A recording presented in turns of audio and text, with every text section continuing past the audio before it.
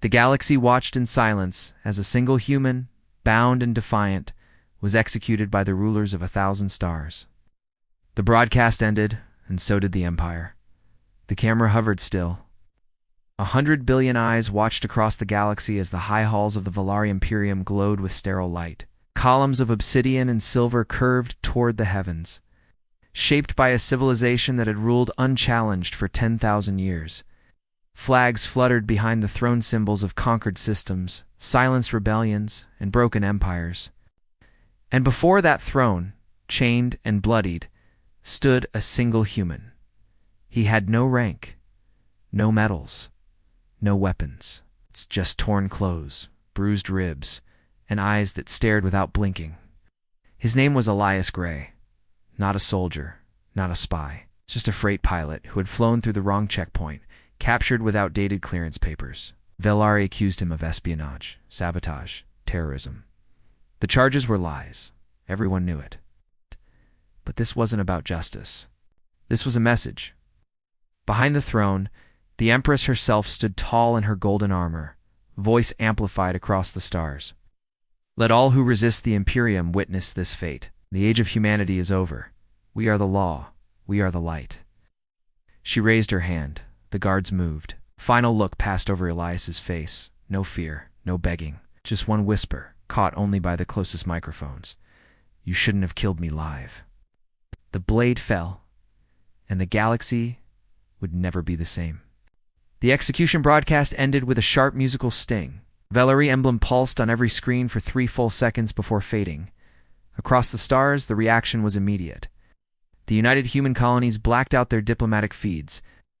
The Terran Senate issued emergency summons. Mining rigs stopped mid-bore. Trade ships went silent. Colonists stared into their monitors as if time had frozen. It wasn't the execution that shocked them. It was the arrogance. The Valari hadn't just killed a human. They televised it across neutral space. They dared the galaxy to watch, to flinch. They wanted silence. What they got was static. Then signals, encrypted, untraced, buried inside maintenance pings and pirate streams. Remember, Elias? We are not broken. Countdown, 8 minutes. No one knew where the messages came from. But every human terminal received them, even in systems under Valari control. Inside Valari High Command, the Empress's advisors were calm. Reports of emotional unrest in human sectors were expected. They predicted weak protests, maybe a few data breaches. They had algorithms for this, but one admiral squinted at his display. Your Highness, he said cautiously, we just lost comms with Sector 11. Another looked up. 14. Emergency beacons offline. A third gasped. They're not sending from human systems. The messages are activations. On dozens of planets, sleeper systems awoke. Civilian satellites reoriented. Freight containers broke apart, revealing machines long thought defunct. Human-designed black boxes sealed 20 years prior, activated silently and simultaneously. At exactly 6:03 p.m. Galactic core time, they didn't fire weapons. They rerouted gravity. One by one, Valari orbital command hubs collapsed. No warning, no heat signatures, just silent, perfect failure. In the void beyond charted space, holes shimmered into being. They weren't on any registry, not in Valari logs, not in civilian memory banks. But they had names the galaxy had forgotten, the Ghost Fleet. Old Terran warships, once banned by interstellar accords, believed scuttled, hidden behind gravitic folds, cloaked not with tech, but with myth. They had waited, not for orders, but for revenge. At the core of the fleet, a massive carrier blinked to life. Its I-core buzzed with one command. Execute Protocol Gray. Within 10 minutes of Elias Gray's execution, 50 Valari command centers had gone dark. By 20 minutes, the Imperial news grid began cutting off mid-sentence. Then, in a single, coordinated wave, the Ghost Fleet jumped into the heart of the Empire. Not to attack civilians, not to raise worlds, but to decapitate leadership. Each capital ship surged toward planetary orbitals. Their weapons did not fire first. Instead, they hacked grav nodes, flipping entire palace structures upside down, dropping bureaucracies from the sky. The Empress watched as her command windows blanked out one by one. She turned to her war minister. They're not fighting like soldiers. No, Your Grace, he said hollowly. They're fighting like humans. The Empress tried to issue a second broadcast. She barely finished her first sentence when the screens behind her flickered. The Valari seal was gone. In its place, the face of Elias Gray, not bleeding, not chained, smiling. A recorded message played. It's just one line spoken in calm English. You may kill a human, but never expect us to die quietly. Then, the screen split. A live feed showed the Ghost Fleet entering orbit, Valari skyports burning. And behind it all, a final message. You broadcast his death. You broadcast your ending. The Empress had vanished from the screens.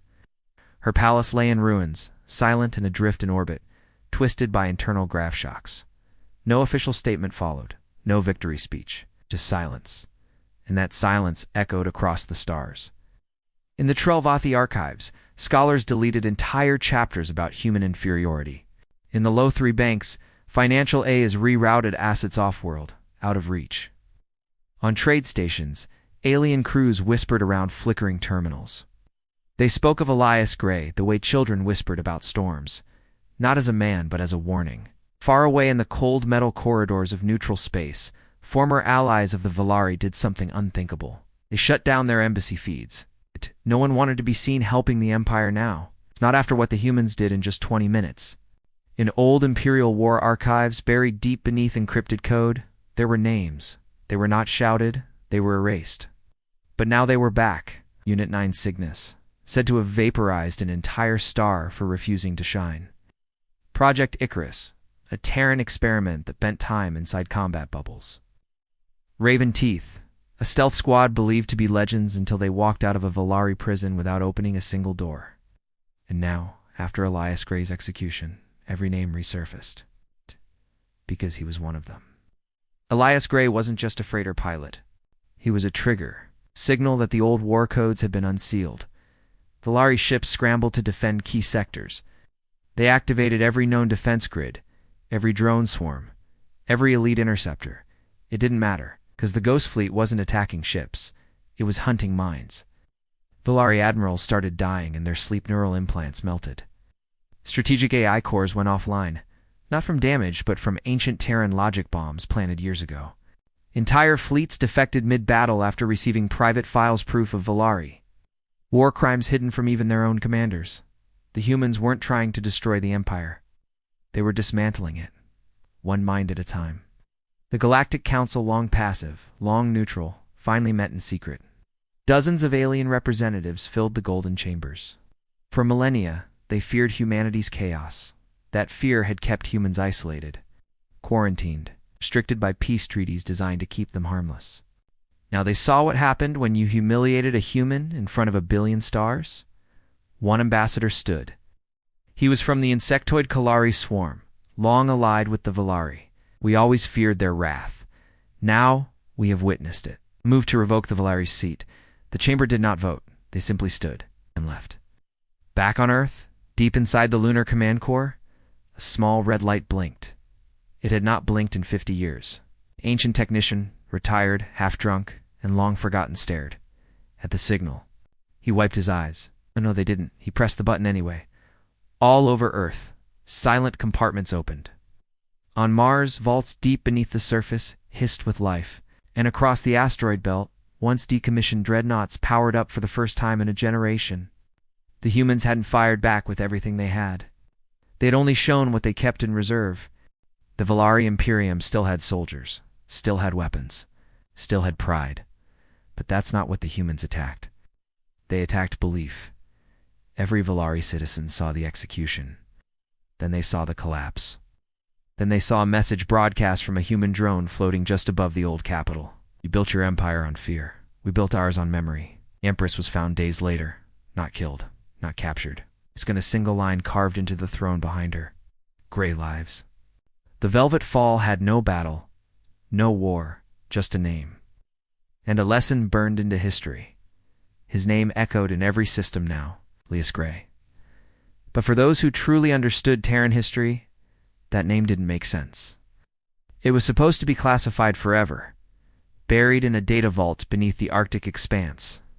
sealed under the Erebus Accorda, law signed by every major power on Earth to forget the most dangerous operatives from the pre-contact era. Elias Gray wasn't just a veteran. He was the first success of Project Lazarus, a human designed for one purpose: to end wars before they began. And when the Volari executed him on live broadcast, they didn't kill a man, they activated him. The Volari had reviewed the execution feed thousands of times, confirmed neural shutdown, confirmed vitals, flatline. But something was wrong. After the explosion, an unknown data packet piggybacked off the Empire's own stream. A file embedded deep inside the broadcast signal. No origin, no trace. Inside the packet, a heartbeat. His heartbeat. 1 second after death. The file pulsed on every Volari military system, and wherever it played, things broke. Turrets misfired, shields flickered. Starships lost navigation and drifted into stars. The Empire hadn't broadcast a warning, it had broadcast a weapon. Near the dead zone of Sector Y9, a starless void long forgotten by charts, the dark began to move. Ships older than the Empire, vessels without flags, no life signs, no signals, just silence. They called it the Tomb Fleet, and no one knew why it moved until it stopped above the Volari's largest weapons depot on Lorenzix. For 17 seconds, the Tomb Fleet hovered, and every single weapon on the planet turned to ash. There was no light, no sound, just deletion. Whatever powered those ships was older than war. Elias Gray had the key. At the edges of controlled space, civilians began whispering a phrase they didn't understand. Whisper protocol is live. It popped up in comms, on broken screens, in idle conversation. Even alien children repeated it in their sleep. Nobody claimed responsibility, but everywhere the phrase appeared, something changed. Volari outposts shut down overnight. Entire garrisons defected without orders. Elite assassins laid down arms and vanished. The protocol was never meant to be seen. It was a Terran failsafe, embedded into galactic culture using myth, language, and forgotten lullabies. Elias had written it himself, decades ago. Now it was waking up.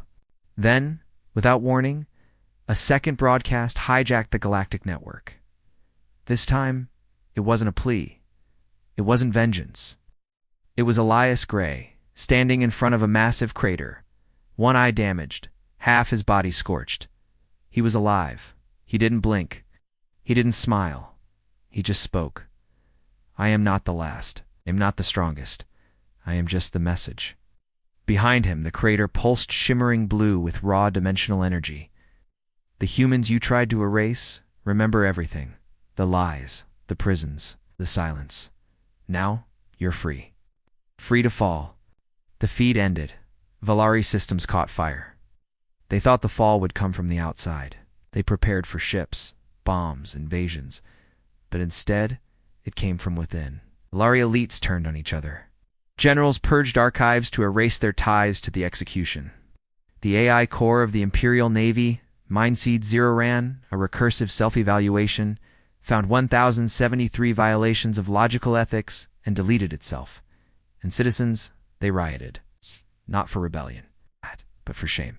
For the first time in centuries, they realized they weren't rulers. They were just well-fed prisoners in a lie. And Elias Gray had set them free with death. They called her the Architect, long before the Council, before Warp, before species had names.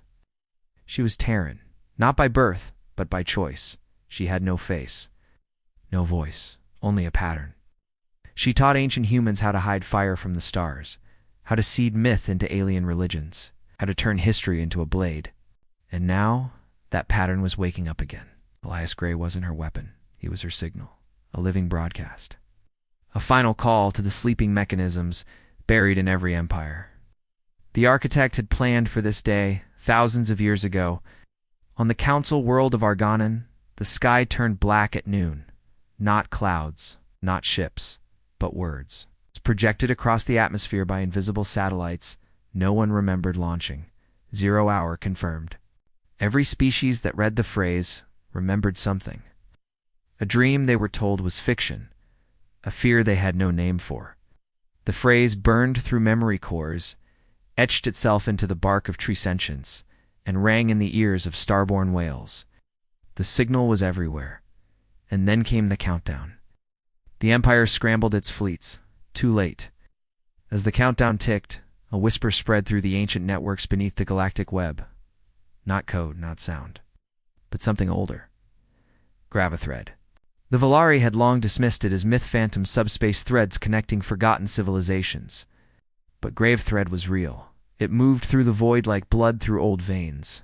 Now it pulled tight. Entire fleets vanished mid-warp. Stargates, inverted, spitting out ships backwards in time, their crews already dust. One by one, the systems tied to Elias Gray's execution began collapsing, as if reality itself refused to hold them anymore. He hadn't started a war, it ended physics. On the moon of Callus 3, a mining drone uncovered something wrong. A surface of polished metal, buried beneath 6 miles of rock, a mirror, not reflective, but reactive. When touched, it showed you your last regret. Thousands of Volari scientists tried to study it. Only one survived.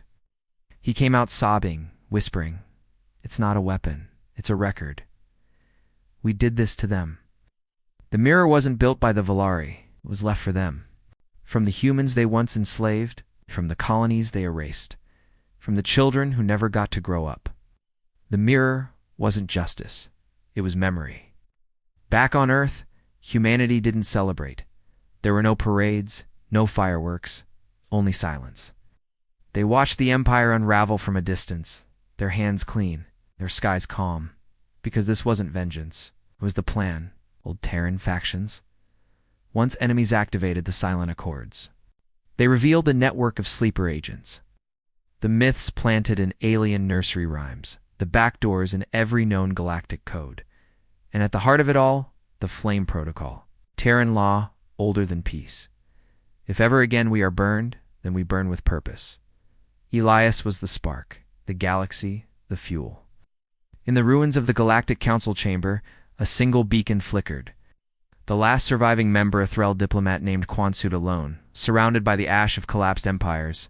He activated the emergency archive, requested diplomatic contact with Earth.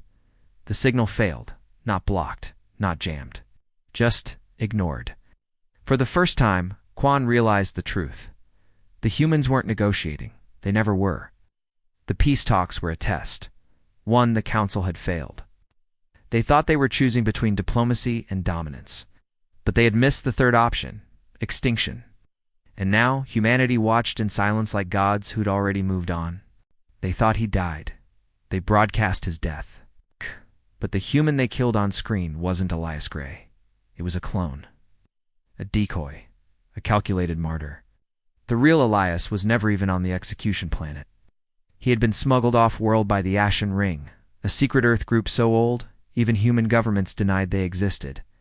Now he walked through the ruins of the Volari capital, hooded, silent. The people didn't cheer. They knelt. Even the aliens, because they knew now he was not just a man. He was history's consequence, in human form. At 0-hour clock, every screen in the galaxy lit up. Not with fire, not with ships, but with Elias Gray's face. Alive, calm. He didn't smile. He didn't scream. He spoke only 13 words. "You taught the stars to fear us. I don't remember why that matters." Then the feed cut. Nothing followed. No warning, no threat, just silence. And in that silence, 100 empires realized they were never in control. Humanity didn't fight for peace. They waited for proof they were right to stop offering it. Now they had it. With Elias' reappearance, ancient Terran codes embedded in the galactic AI grid activated. It was called the Collapse Network. A system seeded over centuries, disguised as harmless software, ancient ruins, forgotten ships. Now it bloomed. Banking systems erased themselves. Star maps inverted. Translation protocols scrambled. Entire languages rewritten to remember atrocities once deleted. Volari education centers began broadcasting old human trial footage. Their children wept at what had been hidden from them. Whole populations turned against their own leaders. This wasn't rebellion. It was revelation, and it had no off switch. They rose quietly, on distant moons, within failed colonies, inside forgotten refugee rings. The children of smoke descendants of Earth's lost diaspora, not citizens of Earth, not warriors, just people who had never forgotten who they were. And now, with the empire crumbling, they emerged not as victims, but as heirs. Oh, They took no vengeance. They didn't need to. oh. The systems that broke them were breaking themselves. One message echoed in their ranks. It's painted in ancient Terran runes on ships made from broken enemy hulls. You burned our skies. We became the fire. The remaining leaders, what few hadn't vanished, fled, or turned themselves in, sent one final message to Earth. We were wrong. We begged for peace. Tell us what you want. But Earth never responded, not with words. Instead, they sent a cargo crate to every planetary government. It's inside each one, a small Earth flag, a soil sample from Elias Gray's homeworld, a sealed book with a single sentence written on its cover. You knew better. There was no war. There was no invasion. It's just a quiet certainty that the galaxy would never again speak of humans as less. Only as the final judges. The fall wasn't dramatic. It was surgical. By the time galactic historians tried to document what happened, there was nothing left to study. The Volari Empire had no archives. Council had no successors. Their statues were going to melted, recycled, erased. Their maps were redrawn by human hands, not with borders. On the old capital world, where Elias had once been declared guilty, a single monument stood. A mirror. When you looked into it, you didn't see your face. You saw your empire's sins, carved beneath it in every known language. Never again. Elias Gray did not return to Earth. He didn't speak to the press, didn't take power, didn't claim revenge. He simply vanished. Some say he became a monk in the dead nebula. Others claim he walks the galaxy watching. Id whispers call him something else now. The Ghost General. Not because he leads armies, but because his existence haunts every throne that once mocked humanity. Every time a government signs a treaty, every time a war is avoided, his name is on the wind. Don't wake Elias Gray. The galaxy expected Earth to rise as conquerors.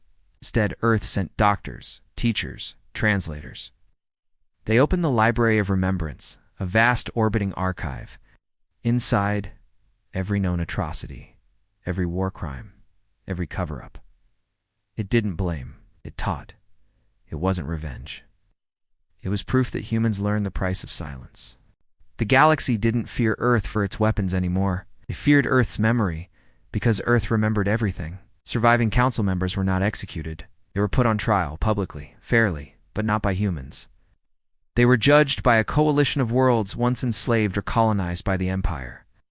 The verdict was unanimous, not death, not imprisonment, but silence.